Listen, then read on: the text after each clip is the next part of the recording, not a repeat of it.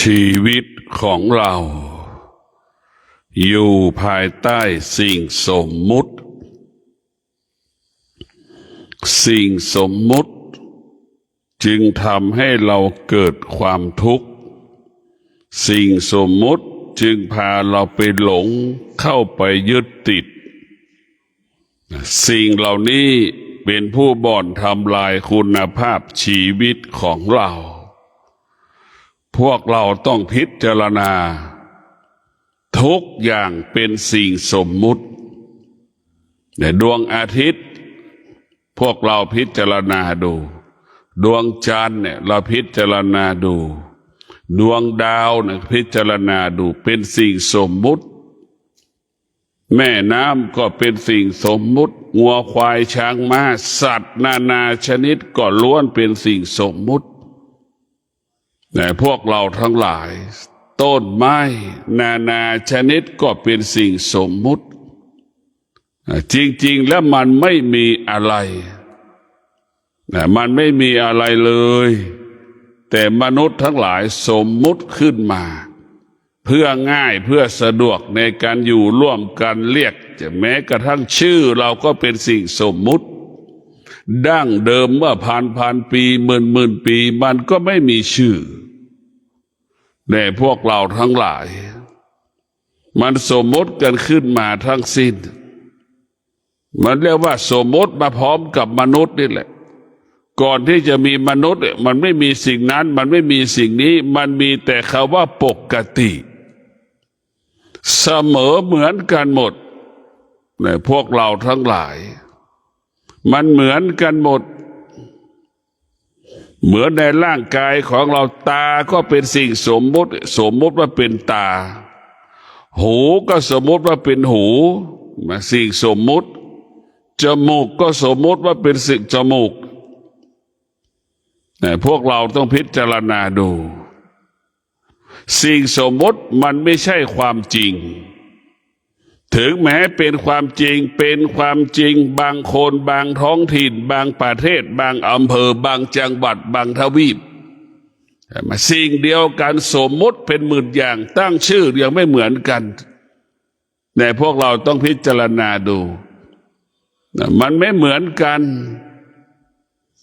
มนุษย์ทั้งหลายก็ตกภายใต้สิ่งสมมุติสิ่งสมมุติเป็นผู้เบียดเบียนทำลายชีวิตของเราในพวกเราธรรมะข้อนั้นธรรมะข้อนี้ก็เป็นสิ่งสมมุติทั้งสิ้นเพื่อง่ายเพื่อสะดวกในการเรียนเท่านั้นในพวกเราทั้งหลายพระพุทธเจ้าบอกแล้วว่าโลกนี้ไม่มีอะไรมันมีอะไรตรงไหนมันไม่มีอะไรเลยแม้กระทั่งร่างกายของเราเนี่ยมันไม่มีอะไรเรามีเงินกี่แสนกี่ล้านเอาไปได้ไหมติดตัวเราไปได้ไหมมันก็เอาไปไม่ได้เราพิจารณาดูคนตายกับควายตายหมาตายมันเหมือนกันหมดมันเหมือนกันมันแตกต่างที่เราบอกว่าทำความดีกับทำความไม่ดีเท่านั้นเราแตกต่างกันนี่ความว่าดีกับไม่ดีก็เป็นสิ่งสมมติอีกขึ้นมาอีกสมมติว่ามันดีสมมติว่ามันไม่ดีในพวกเราทั้งหลายแต่สิ่งที่อยู่เหนือสิ่งสมมติก็คือธรรมะคำสอนของพระพุทธเจ้านี่เป็นสิ่งมันเป็นสิ่งที่อยู่เหนือสิ่งสมมุติอยู่เหนือสิ่งสมมุติทั้งสิ้นธรรมะไม่ต้องเรียกมันมาไม่ต้องใช้มันไปมันอยู่ในร่างกายของเราหมดไล่ก็ไม่ไปเผาก็ไม่ไหม้ไล่ก็ไม่ไปมันอยู่ในร่างกายมันอยู่ในกายกับจิตของเราเราจะเห็นว่าสิ่งสมมติมันเป็นของนอกกายทั้งหมดสมบัติของเราเป็นสิ่งสมมติเหรอมะ ครอบครองไม่ได้ควบคุมไม่ได้ก็เพราะมันเป็นสิ่งสมมุติมันก็หายแล้วก็จางแล้วก็จากดังคำว่ากลิ่นหอมกลิ่นเหม็นเนี่ยมันก็เป็นสิ่งสมมุติเราจะรู้แล้วว่าสิ่งสมมุติเนี่ยมันจึงทำให้เรานั้นอยู่ในที่มืดสิ่งสมมุติมันเป็นของมืดเรียกว่าเปรียบเสมือนกลางคืนสิ่งที่อยู่เหนือสมมุติก็คือวิมุตติวิมุตติเนี่ยอยู่เหนือสิ่งสมมุติรู้แจ้งรู้จริงซึ่งความเป็นจริงของโลกใบนี้รู้แจ้งรู้จริงรู้ซึ่งความจริงของจิตรู้ซึ่งความจริงของกายรู้ซึ่งความจริงสิ่งที่มันเกิดและสิ่งที่มันดับล้วนเป็นสิ่งที่ไม่เที่ยงรู้แจ้งรู้จริงรู้ความจริงสิ่งที่มันเปลี่ยนแปลงแต่ละวันแต่ละทุกสิ่งที่มันเปลี่ยนแปลงทุกขนาดลมหายใจแล้วมันเปลี่ยนแปลงสิ่งที่มันปรากฏทุกลมหายใจจึงฝากให้เราได้พิจารณา เราจะต้องอาศัยธรรมะก็คือสติและปัญญาเราจะเป็นต้องอาศัยวิชาปัญญาวิชาปัญญาจะเห็นความจริงเห็นความจริงอย่างแจ่มแจ้งพวกเราทั้งหลายปัญญาเห็นความจริงพวกเราต้องพิจารณาความจริงนั้นเป็นสิ่งที่ประเสริฐที่สุดความจริงเป็นสิ่งที่ประเสริฐความจริงเป็นสิ่งที่มีค่าความจริงเป็นสิ่งที่มีความหมายความจริงสูงสุดก็คือหัวใจที่มันว่างจิตใจที่มันว่างความจริงที่สูงสุดก็คือตัววิชาปัญญาปราศจากความจริงวิชาปัญญาเนี่ยทำให้รู้แจ้งซึ่งความจริงสิ่งสมมุติรู้แจ้งซึ่งความจริงอยู่เหนือสิ่งสมมุติในพวกเราทั้งหลายเราทุกข์เราลำบากก็เพราะสิ่งสมมุติเนี่ยเช่นการกินของเราเนี่ยเราก็ไปติดรูปแบบของการกินไปติดในรูปรสกลิ่นเสียงเวลากินเราก็ไปติดตรงนี้หมดรูปรสกลิ่นเสียงในพวกเราทั้งหลายเราไปติดมันหมดเนี่ยเราต้องพิจารณารูปรสกลิ่นเสียงเนี่ยไปติดในรูปเห็นไหมเราพิจารณาดูไปติดในเสียงเนี่ยไปติดในกลิ่นเนี่ยไปติดนั่นหมายความว่าเกลียดก็ได้รักก็ได้เห็นไหมแต่ทั้งสร้างสรรค์และทำลายก็ได้มันเป็นได้ทั้งสองอย่างตาของเราไปสัมผัสกับรูปทำให้เกิดเราเกลียดชังกันได้ทำให้เรารักหลงกันได้ในพวกเราต้องพิจารณาแบบนี้อย่างนี้มนุษย์ทั้งหลายเนี่ยเมื่อเราไม่มีเมื่อเราขาดปัญญาแล้วเราก็จะติดในสิ่งสมมุติเหมือนแม่นะหลงในสิ่งสมมุติพ่อก็หลงในสิ่งสมมุติลูกก็ในสิ่งสมมุติมันออกจากกันไม่ได้เห็นไหมจนเราตายเราพิจารณาดูสิ่งสมมุติเนี่ยพ่อของเราแม่ของเราปู่ย่าของเราอายุ80เนี่ยมันจะเป็นพ่อเป็นแม่เราตรงไหนล่ะช่วยเหลือตัวเองไม่ได้มันจะเป็นพ่อเราได้อย่างไรล่ะเราก็คิดถึงทารกแรกเกิดเราคิดถึงเด็กเกิดมาแล้ว1 ขวบ2 ขวบ3 ขวบเนี่ยผู้ที่อายุ90 70 80ก็มีค่าเท่ากับเด็กในพวกเราทั้งหลายพูดได้หมดเหมือนเด็กเนี่ย พูดได้หมดแต่เด็กมันไม่รู้แต่คนแก่คนเฒ่าพูดได้หมดรู้หมดแต่ทำไม่ได้เพราะกำลังไม่มีเช่นทองคำมี20 กิโลอย่างนี้คนเฒ่า80อายุ80ยกไม่สามารถยกทองคำนั้นได้แต่อยากได้แต่ยกไม่ได้แต่ปรารถนาแต่ก็ยกไม่ได้เอาไปไม่ได้เห็นไหมนี่แหละมันรู้แต่มันรู้เฉยๆแต่ทำไม่ได้ควบคุมไม่ได้เราต้องออกจากสิ่งสมมติทั้งหมดในพวกเราทั้งหลายสิ่งสมมติจึงทำให้เราเป็นทุกข์เป็นทุกข์เป็นทุกข์เป็นทุกข์ไม่มีวันจบสิ้นเนี่ยเราต้องพิจารณา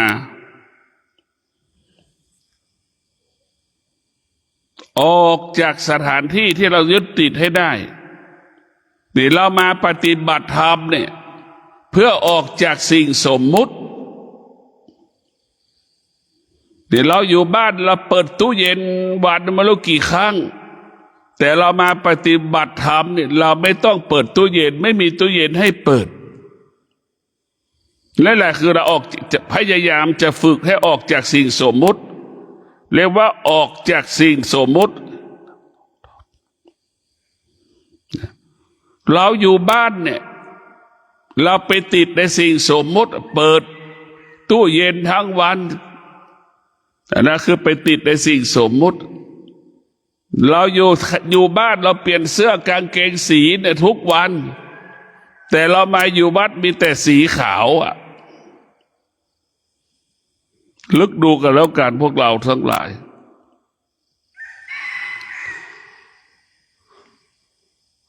มีแต่สีขาวแล้วอยู่ได้อย่างไรล่ะแต่เราอยู่บ้านในสีเรา7 วันก็7 สี7 วันก็7 รูปแบบเสื้อผ้ากางเกงที่เราใส่แต่เรามาอยู่วัดมีแต่สีขาวล้วนๆ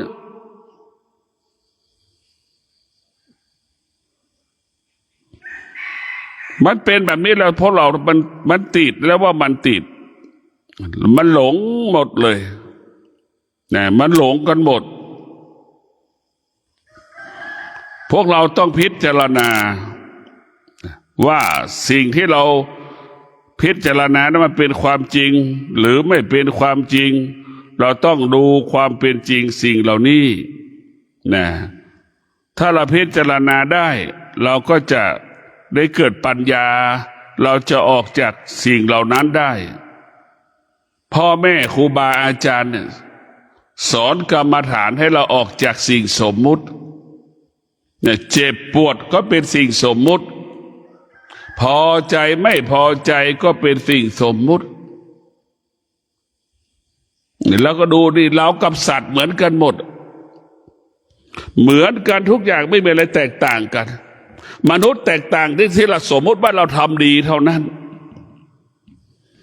เหมือนการทำดีมันเป็นคนละฐานะคนละรูปแบบมันเหมือนกันเช่นงัวควายช้างม้ามันก็แก่มันก็เจ็บมันก็ตายอย่างเรานั่นแหละมันเหมือนกันหมดมันไม่สามารถกินข้าวได้มันก็สามารถกินหญ้าได้แทนข้าวเหมือนเราไม่กินหญ้าเรากินข้าวเหมือนกันคนละรูปแบบมีแก่มีเจ็บมีตายเหมือนกันในพวกเราทั้งหลายเรียกว่าสัตว์มันก็มีวิถีของมันเป็นแบบสัตว์มนุษย์ก็มีวิถีแบบมนุษย์มันก็มีสัตว์บางตัวที่ออกนอกลู่นอกทางวิถีของสัตว์มันก็มีคนบางคนที่ออกนอกวิถีของการเป็นมนุษย์พระพุทธเจ้าจึงรู้เช่นนี้พระพุทธเจ้าจึงให้เรามีสติอยู่กับความเป็นจริงสติเท่านั้นเป็นหลักที่จะพัฒนาเราเรียกว่าสตินั้นจะอยู่กับความเป็นจริงคือจะอดทนอยู่เหนือสิ่งสมมุติมีวิริยะภาคเพียรอยู่เหนือสิ่งสมมุติ มีสติมีสมาธิมีความอดทนมีวิริยะภาคเพียรเราจะละสิ่งสมมุติทั้งสิ้นละสิ่งสมมุตินะเราเคยกินข้าว1 มื้อเราเคยกินข้าว3 มื้อเนี่ยเราก็ลดข้าวเหลือ2 มื้อเนี่ยลดสิ่งสมลดลงนี่แหละเราต้องมีสติสัจจะวิริยะขันติที่จะปลดเปลื้องสิ่งสมมุติไปทีละเล็กละน้อยทีละเล็กละน้อยเดี๋ยวเราต้องพิจารณาเพราะสิ่งสมมุติมันเป็นอวิชชาเหมือนคนจำนวนมากใส่เสื้อผ้าด้วยอวิชชาเพื่อสวยเพื่องามนี่เป็นอวิชชาทั้งสิ้นคนส่วนน้อยที่ใส่เสื้อผ้าตามความเป็นจริงใส่เสื้อผ้าตามความเป็นจริงมีน้อยก็คือใส่เสื้อผ้าตามความเป็นจริงก็หมายความว่าเสื้อทุกตัวกางเกงทุกตัวปกปิดร่างกายกันร้อนกันหนาวกันแมลงกัดต่อยอันนี้แหละคือใส่เสื้อผ้าตามความเป็นจริงความจริงที่เราใส่เสื้อผ้าก็เพื่อสิ่งนี้แต่คนจำนวนมากใส่เสื้อไปปรุงแต่งใส่เสื้อเพราะเวทนามีความรู้สึกเขียนมีความรู้สึกคิดเองเองใส่เสื้อยี่ห้อนี้รูปแบบนี้เป็นอย่างนี้เป็นอย่างนั้นเป็นอย่างนั้นเป็นอย่างนี้นี่แหละพวกเราทั้งหลายคนจำนวนมากใส่เสื้อผ้าเพื่อสวยเพื่องามเพื่อสังคมใส่เสื้อผ้าเป็นว่าใส่เสื้อผ้าเป็นผู้ที่ไม่รู้ความจริงของการใส่เสื้อผ้าในหลักธรรมะของผู้รู้ความจริงเสื้อทุกตัวกางเกงทุกตัวปกปิดร่างกายกันร้อนกันหนาวกันแมลงกัดต่อยเท่านั้นนี่แหละผู้ใส่เสื้อใส่ผ้าคนที่รู้อย่างนี้ไม่จำเป็นต้องไปซื้อเสื้อใหม่คนดีไม่ได้เกิดจากการใส่เสื้อใหม่คนดีเกิดจากการที่ใส่คนดีคือคนที่รักษาศีลคนดีคือคนที่มีสมาธิเราต้อนรับกันเพราะธรรมะเราส่งเสริมกันเพราะธรรมะคนไหนมีธรรมะเราจะส่งเสริมเขาคนไหนมีธรรมะเราจะต้อนรับเขาเนี่ยเราเพราะธรรมะทั้งสิ้นเราแต่งตัวดีแต่เราพูดโกหกเขาไม่มีใครต้อนรับเราแต่มาเราแต่งตัวอย่างดีไปพูดที่ไหนใครก็ไม่สนับสนุนส่งเสริมเพราะความเชื่อถือไม่มีเพราะเราพูดเท็จมาตลอดเพราะเราไม่มีธรรมะนี่เราพูดเท็จมาตลอดเมื่อเราพูดเท็จแล้วเราก็จะอยู่กับความไม่เป็นจริงคนก็ไม่ต้อนรับเราในพวกเราก็ต้องพิจารณาถ้าเรามีสติเรามีปัญญาเราจะมีแต่คำว่าธรรมะเท่านั้นกินแค่อิ่มนอนแค่หลับมีชีวิตปฏิบัติหน้าที่ประกอบอาชีพนั้นให้มันมั่นคงให้มันปลอดภัยให้มันยั่งยืนให้มันสำเร็จมันอยู่แค่นี้แหละพวกเราทั้งหลายชีวิตของเรามันไม่มีอะไรจริงๆมันไม่มีอะไรเลยฝากให้เราได้พิจารณาชีวิตทุกชีวิตมันต้องประกอบไปด้วยธรรมมันถึงจะอยู่คำว่าสงบสุขถ้าชีวิตเราประกอบไปด้วยสิ่งสมมุติมันจะเกิดคำว่าสุขและกังวลใจสุขกับกังวลใจสุขกับสงบสุขมันแตกต่างกันเรียกว่าความสุขมันอยากเหมือนผลไม้ที่มันยังดิบอยู่นั่นแหละคือความสุขความสงบสุขมันเป็นของที่ละเอียดเห็นไหมมันเป็นของที่ละเอียดดังผลไม้สุกในพวกเราทั้งหลายเราพิจารณาดูข้าวสารเป็นเม็ดเราก็สามารถเคี้ยวกินอิ่มได้ กับข้าวสารให้เราไปแช่น้ำแล้วเอามานึ่งเนี่ยกินแล้วมันก็อิ่มเหมือนกันนั่นแหละเหมือนเดียวกันหมดเนี่ยพวกเราทั้งหลายแต่ข้าวสารเป็นเม็ดมันเป็นสิ่งมันหยาบมันเหมือนความสุขความสงบสุขเหมือนข้าวที่มันนึ่งแล้วมันผ่านขั้นตอนทั้งแช่น้ำแล้วก็เอาไปถูกความร้อนก็ต้องอาศัยทั้งเย็นทั้งอาศัยความเย็นและอาศัยความร้อนมีน้ำแล้วก็น้ำไปอาศัยความเย็นอาศัยความร้อนเห็นไหมนั่นแหละมันผ่านกระบวนการมันมีขั้นมีตอนพวกเราทั้งหลายมีตั้งแต่หม้อนึ่งมีไฟมีเตาไฟมีฮังโลมีเตาแก๊สอย่างเงี้ยมีหม้อหุงข้าวอย่างเงี้ยนี่แหละพวกเราทั้งหลายสุกนะมันเกิดสดจากเหมือนผลไม้ดิบที่เกิดจากต้นมันไม่ได้ผ่านขั้นตอนเรียกว่าสุกเป็นของสกปรกความสงบเป็นของสะอาดและบริสุทธิ์ให้เราเข้าใจเช่นนี้ว่าความสุขความสงบสุขเป็นของเรียกว่าเป็นของสะอาดความสุขเป็นของสกปรกให้เราเข้าใจกันให้เราพิจารณากันพวกเราต้องสนใจใส่ใจธรรมะให้มากให้มีสติรู้แล้วก็ละสิ่งที่เรารู้ก็คือสิ่งสมมุติทั้งสิ้นนั่นแหละความโลภความโกรธความหลงเนี่ยมันก็เป็นสิ่งสมมุติทั้งสิ้นให้มันเรียนรู้เฉยๆเราพิจารณาดูผู้ที่มีสติจะเห็นความจริงอยู่ที่กายกับจิตเอากายกับจิตมาเป็นหลักผู้ที่ไม่รู้ความจริงเอาความจริงไว้ที่ตัวหนังสือจะทำอะไรก็คิดถึงความจริงที่พ่อแม่พูดคือหูได้ยินเสียงพ่อแม่พูดอย่างนี้รับฟังพ่อแม่พูดมาอย่างนี้ปู่ย่าตายายมาอย่างนี้เอาความจริงไปไว้ที่หูเห็นไหมแต่ผู้ที่มีสติมีปัญญาเอาความจริงไว้ที่จิตอย่างเดียวเราทำดีก็อยู่ที่จิตเราทำความไม่ดีก็อยู่ที่จิตแต่คนอื่นๆเนี่ยเอาความดีเอาความไม่ดีเอาความจริงความผิดความพูดไว้กับตัวหนังสือคิดถึงสิ่งนั้นคิดถึงสิ่งนี้สิ่งเหล่านั้นไม่ใช่ความจริงของความเป็นจริงแต่พวกเราต้องพิจารณาความจริงที่แท้จริงมาอยู่ที่ไหนมาอยู่ในร่างกายของเราหมดทั้งสิ้นอยู่ในร่างกายของเราทั้งหมดเจ็บก็อยู่ในร่างกายเสียใจก็อยู่ที่จิตเห็นไหมไม่อยู่ที่ร่างกายเราเพราะฉะนั้นเราต้องมีสติที่จะถอดถอนคำว่าสมมุติบัญญัติ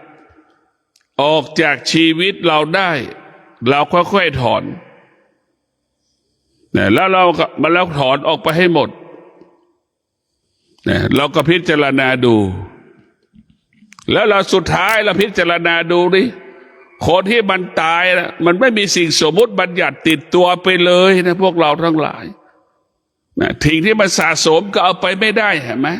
เราคิดถึงคนตายการปฏิบัติธรรมเนี่ยให้ไปสู่สภาพเหมือนคนตายนั่นแหละแต่เรามีชีวิตอยู่ให้เหมือนคนตายนะเสื้อก็มีแค่ใส่แค่นั้นแหละไม่เกิน2 ตัว3 ตัวแค่นั้นแหละคนตายมีแค่1 ตัวพวกเราทั้งหลายแต่เราต้องพิจารณาสมมุติเนี่ยมันบ่อนทำลายชีวิตเรามันบ่อนทำลายเราจริงๆชีวิตเราเนี่ยมันตกอยู่ภายใต้สมมุติมันก็เหมือนไฟมันเผาเราทุกวันในสิ่งสมมุติเป็นไฟพวกเราทั้งหลายจิตเรามันไปติดในสิ่งสมมุติรับรู้หูของเรารับรู้สิ่งสมมุติมันตั้งแต่เกิดตาเรารับรู้สิ่งสมมุติมันตั้งแต่เกิดจมูกก็สัมผัสรู้ตั้งแต่รับรู้สิ่งที่สมมุติตั้งแต่เกิดลิ้นเราก็รับรู้สิ่งที่เราสมมุติตั้งแต่เกิดล้วนเป็นสิ่งที่เราสมมุติมันทั้งสิ้น การที่เราจะให้สิ่งสมมติออกไปจากชีวิตแล้วมันยากในพวกเราทั้งหลายมันก็ยากอยู่มันก็ลำบากอยู่ในพวกเราต้องพิจารณามันยากมันลำบากนะเราจะต้องพิจารณาให้มากกว่านี้เราจะต้องพิจารณาชีวิตของเราต้องอาศัยธรรมะก็คือสติและปัญญาวิชาปัญญานี่สำคัญที่สุดโดยเฉพาะพ่อแม่ครูบาอาจารย์นี่ไปถึงตรงวิชาปัญญากันหมดละวิชาปัญญากันหมดละทุกสิ่งละทุกอย่างวิชาปัญญาทั้งสิ้นด้วยละวิชาปัญญาชีวิตเราจึงไม่มีอะไรไม่มีอะไรมีอะไรตรงไหนบ้างมันไม่มีอะไรเลยร่างกายเรามีแต่ของเน่าของเหม็นเป็นสิ่งสกปรกมันไม่ใช่สิ่งสะอาดในร่างกายของเราเป็นสิ่งสกปรกตั้งแต่เส้นผมรันผมเราไม่สระผมนี่มันก็เป็นสิ่งสกปรกหมดเลยในพวกเราทั้งหลายเราพิจารณาดูนะร่างกายของเรากับร่างกายของควายอันไหนร่างกายของควายตายแล้วยังเกิดประโยชน์แต่ร่างกายของคนนี่ตายแล้วหมดซึ่งประโยชน์ไม่มีประโยชน์ใดๆทั้งสิ้นดังที่บอกนะควายตายนี่ยังมีคนเข้าไปหาแต่คนตายนะมีแต่คนหลบหลีกเห็นไหมมันต่างกันอย่างไรล่ะเราต้องพิจารณาควายตายมีค่าคนตายหมดค่ามันต่างกันอย่างไรพิจารณาดูกันแล้วกันคนตายมีค่าคนนั้นต้องมีธรรมะเมื่อตายแล้วจึงมีค่าขึ้นมาคนตายไม่มีธรรมะตายแล้วหมดค่าหมดความหมายหมดทุกสิ่งหมดทุกอย่างหมดจริงๆเราต้องพิจารณาเนี่ยคนตายที่มีธรรมะเนี่ยมีค่าคนตายไม่มีธรรมะไม่มีค่าพวกเราจะพิจารณาดูทุกสิ่งทุกอย่างเนี่ยมันเกิดจากการกระทำที่เราสมมติขึ้นทั้งสิ้นสิ่งสมมติมันเบียดเบียนเราหมดทุกอย่าง เป็นผู้เบียดเบียนเราหมดกว่าจะได้เสื้อมาหนึ่งตัวจะได้กินข้าวแต่ละมื้อเนี่ยมันเบียดเบียนเราหมดต้องเป็นอย่างนั้นเพราะเป็นอย่างนี้เพราะเราไปปรุงแต่งมันเนี่ยถ้าเราไม่ปรุงแต่งมันก็ไม่เบียดเบียนเราเหมือนคนที่อยู่ในป่าโบราณเกลือก็ยังไม่มีเผาหัวมันแค่นั้นละกินก็จบแทนข้าวก็ไม่มีกินแต่ผลไม้เท่านั้นก็กินแบบนั้นแหละพวกเราธรรมชาติเพราะฉะนั้นพวกเราต้องถอนจิตใจเราออกจากสมมติจิตเราถึงจะสงบจิตเราถึงสงบเมื่อจิตเราสงบแล้วพวกเราทุกอย่างมันจะทำเกิดคำว่าดีงามหมดทุกสิ่งทุกอย่างสิ่งสมมติเนี่ยทำให้เราเกิดคำว่าดีงามงอกงามจึงฝากให้เราได้พิจารณาความดีงามเหล่านี้มันเกิดขึ้นได้เพราะสติปัญญาของเราสติปัญญาของเราเนี่ยแหละทำให้เรานั้นเกิดความงอกงามให้เราพบแสงสว่างในการดำเนินชีวิตของเราอยู่ภายใต้การเปลี่ยนแปลงอารมณ์ของเราความคิดของเราเนี่ยแหละเราต้องมาอยู่กับปัจจุบันให้ได้ปัจจุบันก็คือรู้สึกตัวเราให้รู้สึกตัวจะวันไหนให้เรารู้สึกตัวทุกวันนั่นคือสิ่งที่ดีมีคนจำนวนมากรู้สึกตัวเฉพาะวันวิสาขะเนี่ยมาพากันมานอนวัดรู้สึกตัวแล้วมีคนอีกจำนวนมากไม่รู้สึกตัวเลยวันพระวันศีลไม่มีค่าสำหรับคนเหล่านั้นมีอีกจำนวนมากมายมหาศาลวันพระวันศีลมีค่าสำหรับคนส่วนน้อยแต่จะเห็นว่าคนที่มีสติรู้สึกตัว จะพากันมาสะสมสั่งสมความดีงามให้กับชีวิตทุกวันพระก็พากันมาตักบาตรจะออกพรรษาไม่ออกพรรษาก็ช่างพากันมาทำบุญตลอดทุกวันพระนี่คือคนที่มีสติและบุคคลที่รู้สึกตัวเราจะเห็นได้ว่าบุคคลเหล่านี้เป็นคนที่เป็นคนเหล่านี้เป็นคนที่มีความอดทนคนเหล่านี้เป็นคนที่มีวิริยะภาคเพียรพวกเราทั้งหลายเรียกว่าคนที่เป็นคนเนี่ยคือคนที่มีธรรมะเท่านั้น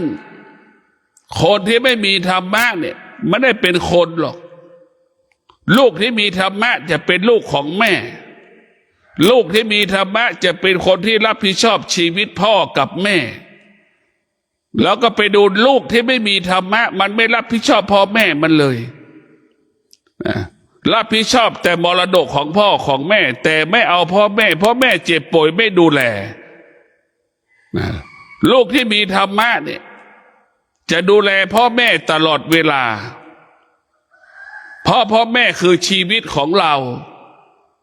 มันจะคิดแบบนี้สิ่งที่เรามีอยู่เพราะพ่อแม่ลูกที่ไม่มีธรรมะเอาแต่สมบัติพ่อแม่ไม่ดูแลพ่อแม่แต่พวกเราทั้งหลายลูกที่ไม่มีธรรมะเอาเปรียบพ่อแม่เบียดเบียนพ่อแม่ดังพ่อแม่เจ็บป่วยไม่เคยสนใจไม่ใส่ใจลูกที่ไม่มีธรรมะพ่อแม่มีค่าเท่ากับลูกจ้างแต่ลูกที่มีธรรมะพ่อแม่เหมือนนายจ้างดูแลอย่างดีพวกเราทั้งหลายพิจารณาดูลูกที่ไม่มีธรรมะคือลูกที่ขาดสติขาดปัญญานี่ให้พ่อแม่ตัวเองเนี่ยมีค่าดั่งลูกจ้างให้พ่อแม่ของตนเองเหมือนคนในนอกครอบครัวของตนเองไม่มีค่าไม่มีความหมายมันตรงข้ามของลูกที่มีธรรมะเนี่ยสนใจใส่ใจสมบัติพ่อแม่ไม่มีค่าไม่ได้ดูแลพ่อแม่เพราะเอาสมบัติไอ้ลูกที่ไม่มีธรรมะดูแลพ่อแม่ก็ยังไม่ดูแลยังมาขอสมบัติมาแบ่งสมบัติมาแย่งสมบัติเอาสมบัติไปมากกว่าคนที่ดูแลพ่อแม่อีกนี่แหละคือลูกที่ไม่มีธรรมะมันเบียดเบียนซึ่งกันและกันพวกเราต้องพิจารณาเพราะนั้นธรรมะมันเป็นประโยชน์จึงเกิดคำว่าสงบสุขนั่นคือธรรมะลูกที่ไม่มีธรรมะมันไม่สงบสุขกังวลใจตลอดวิตกกังวลตลอดยิ่งลูกที่ไม่มีธรรมะนี่จะไม่อยู่กับพ่อกับแม่มีแต่ความโลภกังวลใจกลัวลูกกลัวพี่น้องที่อยู่ใกล้พ่อใกล้แม่เอาสมบัติไปหมดเห็นไหมอันนี้คือเรื่องใหญ่พ่อแม่นะเสียใจกับลูกมามากมายมหาศาลดังคำโบราณว่าโจรปล้นทรัพย์พ่อแม่กี่ร้อยครั้งพ่อแม่ไม่เสียใจแต่โจรปล้นพ่อแม่กี่สิบครั้งพ่อแม่ไม่เสียใจสิ่งที่พ่อแม่เสียใจคือลูกบังคับพ่อแม่แบ่งสมบัตินี่แหละคือที่พ่อแม่เสียใจที่สุดคือลูกบังคับพ่อแม่แบ่งสมบัติพ่อแม่เสียใจที่สุดก็มีลูกอีกจำนวนมากบังคับพ่อแม่แบ่งสมบัติพวกเราทั้งหลายมีลูกอีกจำนวนหนึ่งฟ้องร้องพ่อแม่เพื่อให้พ่อแม่แบ่งสมบัติเห็นไหมพอเอาฟ้องร้องเอาสมบัติจากแม่ไม่ให้มันก็เรียกร้องสิทธิ์เอาสมบัติของพ่อตายไปแล้วก็ลูกก็ขอฟ้องร้องแบ่งสมบัติเอาสมบัติส่วนของพ่อเห็นไหมพวกเราพิจารณาดูมีเยอะแยะขอเอาสมบัติเป็นคดีความมาฟ้องร้องเอาสมบัติของพ่อที่ตายไปแล้วทั้งที่แม่ก็มีอยู่นี่แหละพวกเราทั้งหลายคนเรียกว่าคนโบราณจะบอกว่าโจรปล้นทรัพย์พ่อ พ่อแม่กี่สิบครั้งพ่อแม่ไม่เสียใจพ่อแม่เสียใจตรงที่ลูกบังคับลูกบังคับให้พ่อแม่แบ่งสมบัติเราก็ย้อนไปดูนี่เหมือนคณะราษฎร2475บังคับรัชกาลที่7สละเห็นไหมอำนาจโดยเขียนรัฐธรรมนูญขึ้นมานั่นแหละพวกเราทั้งหลายเราจะเห็นได้ว่ารัชกาลที่7ไม่พร้อมที่จะมอบสมบัติให้กับคณะราษฎรได้รู้ว่าคณะราษฎรไม่สามารถรักษาสมบัตินั้นได้นะมันจึงมีการชิงสมบัติกันสมบัติก็คือรัฐธรรมนูญป่านนี้รัฐธรรมนูญเนี่ยพวกเราทั้งหลายยังแก้ยังไม่จบนี่แหละพวกเราทั้งหลายการได้มาซึ่งรัฐธรรมนูญ2475เนี่ยมันเกิดจากการล่วงละเมิดศีลมันมาได้รัฐธรรมนูญมาด้วยธรรมะเห็นไหมมันต้องบอกแล้วว่าคณะราษฎร2475ก็เหมือนลูกที่บังคับพ่อให้แบ่งสมบัตินั่นแหละพ่อรู้ว่าลูกไม่สามารถรักษาสมบัติได้พ่อจึงไม่ยอมแบ่งพอพ่อไม่แบ่งมันก็บังคับอีกจะกินยาตายจะฆ่าตัวตายพ่อก็ยอมตรงนี้แหละเอากลัวลูกตายก็ยอมพอพ่อแบ่งสมบัติไปแล้วท้ายสุดสมบัติที่พ่อมอบให้ก็รักษาไม่ได้ยังไม่พอแบ่งแย่งชิงดีชิงเด่นกันอีกเห็นไหมเนี่ยเพราะฉะนั้นรัฐธรรมนูญ2475มาถึงปัจจุบันเนี่ยเราจะว่าทำลายประเทศก็ได้จะสร้างสรรค์ประเทศเราก็ได้เราจะสังเกตได้ว่าเนี่ยมันสังเกตได้ตรงไหนไม่มีรัฐธรรมนูญฉบับใดที่คนร่างแล้วไม่ออกมาไล่นายกรัฐมนตรีมันไม่มีเราจะร่างรัฐธรรมนูญกี่ฉบับประชาชนก็ออกมาไล่นายกรัฐมนตรีนั้นแล้วพวกเรานึกดูแล้วประเทศชาติเราจะอยู่แบบไหนล่ะเราไม่ได้ยึดความเป็นจริงเราต้องเอาความเป็นจริงมาเป็นหลักเนี่ยพวกเราจะเห็นได้ว่าไม่มีรัฐธรรมนูญฉบับไหนที่ร่างแล้วประชาชนจะไม่ขับไล่ไม่มีนายกรัฐมนตรีมันจึงเป็นปัญหาของชาติรัฐธรรมนูญนี่เป็นปัญหาของชาติมากมายมหาศาลรัฐธรรมนูญมันเป็นสิ่งไม่มีชีวิตแต่ไอคนที่ควบคุมไอคนที่ควบคุมกฎหมายคนที่ควบคุมรัฐธรรมนูญนั่นแหละคือเป็นคนที่มีปัญหาเจ้าปัญหาแต่พวกเราทั้งหลายเนี่ยพวกเราทั้งหลายเรานี่แหละมีความโลภเห็นไหมเมื่อเรามีความโลภเนี่ยเราก็ล่วงละเมิดศีลถ้าเราไม่มีความโลภเราก็ไม่ล่วงละเมิดศีลเมื่อเราไม่ล่วงละเมิดศีลเราก็มีความสุขเราก็มีความสงบสุขเกิดขึ้นเราก็อยู่ได้อย่างมีความสุขอยู่สุขสบายได้อย่างมีความสุขในพวกเรานี่แหละคือธรรมะของพระพุทธเจ้านั่นมันสอนเราอย่างดีมันจัดระบบให้เราอย่างดีเนี่ยเรามีสติเรามีปัญญานี่สำคัญที่สุดเนี่ยเราต้องพิจารณามีคนไหนมีลูกคนไหนมีแม่เราต้องสอนความจริงให้กับลูกเนี่ยดังพ่อแม่ต้องสอนความจริงให้กับลูกพ่อแม่นี่ไม่เคยสอนความจริงให้กับลูกให้ลูกไปหาความจริงเองนี่มันเหนื่อยดังพ่อแม่นะใครบอกว่าพ่อแม่เลี้ยงลูกได้มีความสุขนี่มันไม่มีในโลกพ่อแม่เลี้ยงลูกนี่ทุกข์ที่สุดทุกข์ที่สุดโดยเฉพาะทารกแรกเกิดมาแล้ว5 เดือนตั้งแต่1 เดือนไปจนถึง5-6 เดือนเนี่ยเป็นช่วงที่พ่อแม่ทุกข์ที่สุดกังวลใจที่สุดใครบอกว่ามีลูกแล้วมีความสุขมันไม่มีในโลกพวกเราก็ต้องบอกสอนลูกว่าการมีครอบครัวนั้นมันทุกข์นะเราต้องบอกการมีครอบครัวเราต้องเพิ่มนะเราต้องเปลี่ยนแปลงนะเปลี่ยนแปลงอะไรใช้ความอดทนมากกว่าเก่ามีความอดทนมากกว่าเก่าต้องบอกแบบนี้อย่างนี้ทุกวันที่เราแต่งงานแล้วก็แต่งก่อนแต่งหลังแต่งวิถีคิดแนวคิดก็เหมือนเดิมการดำเนินชีวิตเราก็เหมือนเดิมแล้วมันจึงอยู่กันไม่ได้ เราจะเห็นว่ามันอยู่กันไม่ได้ท้ายสุดมันก็แตกแยกหย่าร้างกันเพราะเราแต่งงานแล้วเราไม่เปลี่ยนแปลงพฤติกรรมเราต้องเปลี่ยนแปลงการแต่งงานก็คือหมายถึงการเปลี่ยนแปลงนั่นแหละเราต้องมีความอดทนเพิ่มขึ้นนี่คือการเปลี่ยนแปลงเมื่อเรามีความอดทนเพิ่มขึ้นเนี่ยเราจะอยู่กับเป็นสามีได้มั่นคงเป็นภรรยาได้มั่นคงอยู่กันจนแก่เฒ่าก็เพราะเรามีความอดทนนี่แหละเมื่อเรามีความอดทนเราจะต้องขยันหมั่นเพียรหนาวก็สู้ร้อนก็สู้แล้วดูฝนตกก็สู้ประกอบอาชีพเพื่อจะได้มาซึ่งทรัพย์สมบัติยามที่มีลูกออกมาแล้วจะมีกินมีใช้เหลือกินเหลือใช้ไม่อดไม่อยากไม่ลำบากไม่ต้องขอเข้าคนข้างห้องชาวบ้านหลังอื่นกินเราจะต้องเป็นแบบนี้แหละพวกเรา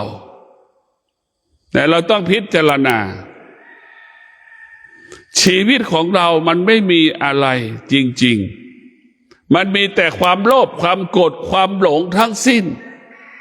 เต็มไปด้วยความโลภความโกรธความหลงความอยากความคิดสิ่งเหล่านี้เป็นพิษทั้งสิ้นมันไม่ได้เกิดประโยชน์กับเราการมีสติการมีความอดทนการมีวิริยะภาคเพียรนี่เป็นคุณประโยชน์สำหรับเราเรียกว่าธรรมะให้คุณกับเราทุกลมหายใจเรามีความอดทนมากเท่าไหร่เราก็ได้รับผลประโยชน์จากความอดทนนั้นมากเท่านั้น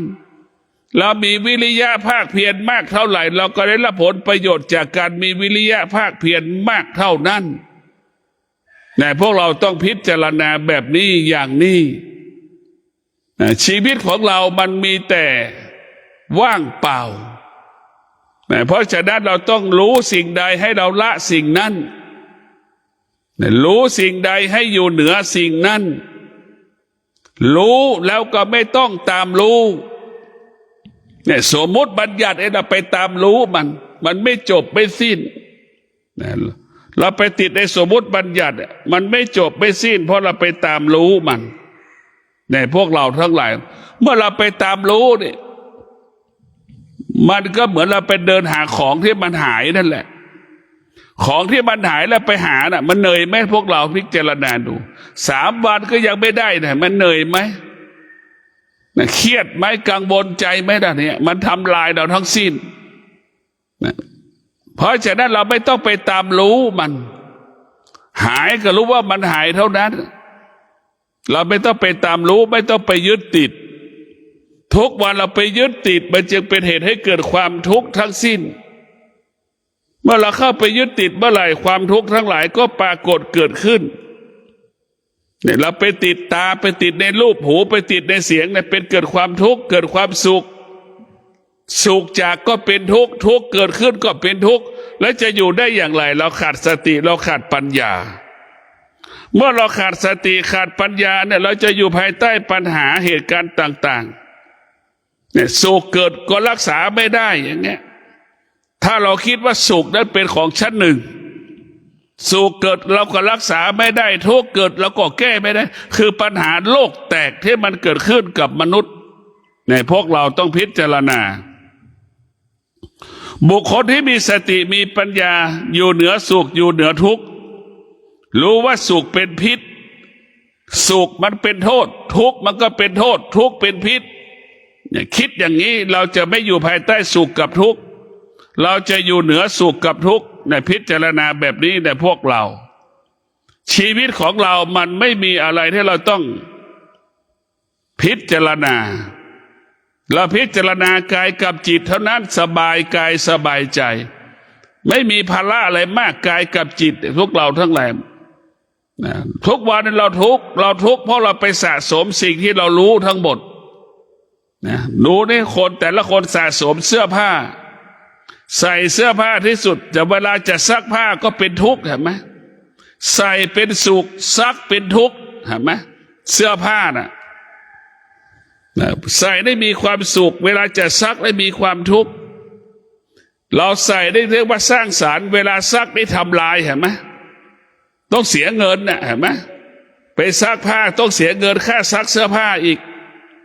เรียกเราก็เรื่องอย่างใส่ได้เลยคิดว่าสร้างสรรค์ซักทำลายชีวิตเราก็ถูกเนี่ยเบียดเบียนอย่างนี้ตลอดชีวิต เพราะฉะนั้นพวกเราต้องมีสติในการพิจารณาการมีชีวิตอยู่บนโลกใบนี้ต้องพึ่งพาธรรมะอาศัยธรรมะในพวกเราอย่าละธรรมะอย่างน้อยเรามีเวลามาปฏิบัติธรรมเราก็มาปฏิบัติธรรมวันหนึ่งคืนหนึ่งก็ยังดีอย่างน้อยเราก็มาเปลี่ยนแปลงความคิดมาเปลี่ยนแปลงความรู้สึกเราอยู่บ้านก็ซ้ำๆเหมือนเดิมเราต้องออกจากบ้านเพื่อมาเปลี่ยนแปลงชีวิตให้ชีวิตเรานั้นอุดมสมบูรณ์ไปด้วยความสงบสุขความสงบสุขนี่สำคัญที่สุดผู้ที่ปฏิบัติธรรมจึงเห็นความสงบสุขเป็นหลักผู้ที่มีสติปัญญาจึงเห็นความสงบสุขเป็นหลักความสงบนี่สำคัญที่สุดในพวกเราคนที่ไม่ได้ปฏิบัติธรรมก็จะเห็นแต่ความสุขความสุขมันเป็นพิษความสุขมันเป็นโทษความสงบสุขนั้นเป็นสิ่งที่เป็นประโยชน์เกิดประโยชน์ให้กับชีวิตของเราสงบมากเท่าไหร่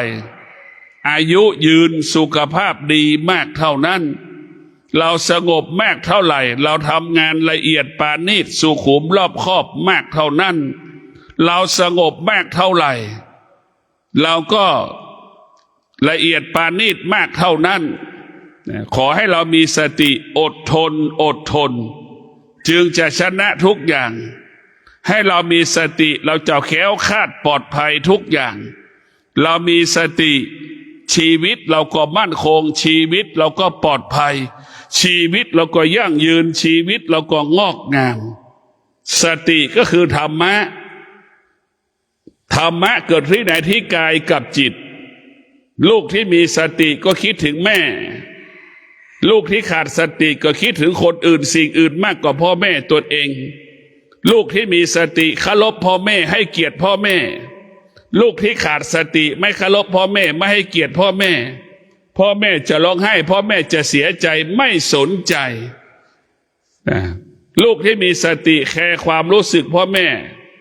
จะทำให้พ่อแม่มีความสุขเท่านั้นเสียใจจะไม่ทำก็ขอให้ท่านทั้งหลายมีสติในการดำเนินชีวิตออกจากสิ่งสมมุติชีวิตเราถึงจะสงบสุขได้เมื่อชีวิตเราออกจากสิ่งสมมุติได้ชีวิตเราจึงเกิดคำว่าสงบสุขทุกลมหายใจขอเจริญพร